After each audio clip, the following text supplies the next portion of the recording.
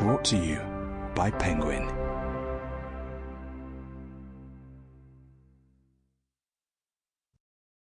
Tales of the German Imagination by various authors. Read by Jonathan Keeble. Part 1. The Singing Bone, 1812. The Brothers Grimm. Once upon a time, a great lamentation arose in a certain land because of a wild boar that tore up the fields of the farmers, killed their livestock, and ripped open people's bodies with its tusks. The king offered a rich reward to anyone who could rid the land of this calamity, but the beast was so big and strong that nobody dared to approach the forest in which it dwelt. Finally, the king let it be known that whosoever captured or killed the wild boar would have the hand of his only daughter in marriage. Now in this land there lived two brothers, sons of a poor man, who came to the king and were willing to take on this hazardous undertaking. The older brother, who was crafty and shrewd, offered his help out of pride. The younger brother, who was innocent and simple, did so out of the goodness of his heart. The king said, "So that you are all the more certain to find the beast, you will enter the forest from opposite sides." The older one entered from where the sun sets, and the younger one from where it rises. And after the younger brother had been walking a short while, a little man came up to him, holding a black spear in his hand, and said, "This spear I give you because your heart is pure and good. With it you may confidently set upon the wild boar. It will do you no harm." He thanked the little man, hoisted the spear onto his shoulder, and continued fearlessly on his way. It wasn't long before he spotted the beast, which came charging at him. He held out the spear, and in the creature's rage it clove its heart in two. Then he lifted the monster onto his shoulder and carried it homewards, wanting to bring it to the king. When he emerged at the forest's far side, he came upon an inn where people went to make merry with dance and wine.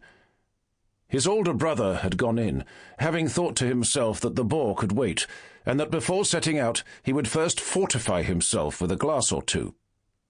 When he spotted his younger brother emerging from the forest with the prized carcass on his back, his envious and vindictive heart would not let him be. He called to him, "Do come in, dear brother. Rest your weary bones and have a glass to refresh yourself." The younger brother, who suspected no evil intent, went in and told his brother of the kind little man who gave him the spear with which he killed the boar. The older brother held him up till evening. Then the two set out together. But when in the dark of night they came to a bridge over a brook, the older brother let the younger one go ahead, and halfway across the water struck him from behind so that he tumbled down dead. He buried him beneath the bridge, then took the boar and brought it to the king, pretending that it was he who killed it. Whereupon, as promised, he received the king's daughter's hand in marriage. And when the younger brother failed to return, he said, "The boar must have mauled him." And everyone believed him.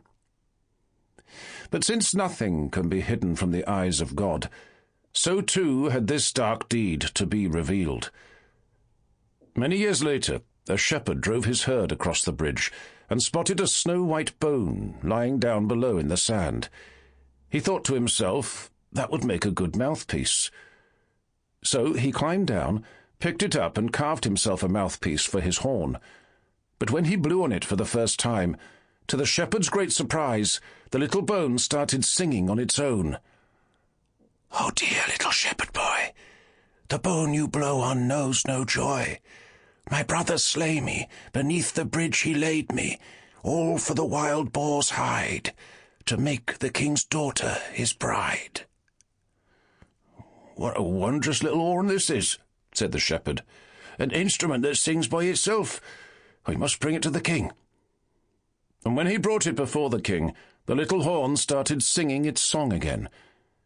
The king immediately understood its meaning, had the ground dug up under the bridge, and all the slaughtered brothers' bones were unearthed. The evil brother could not deny the deed, was sewn up in... Sample complete. Ready to continue?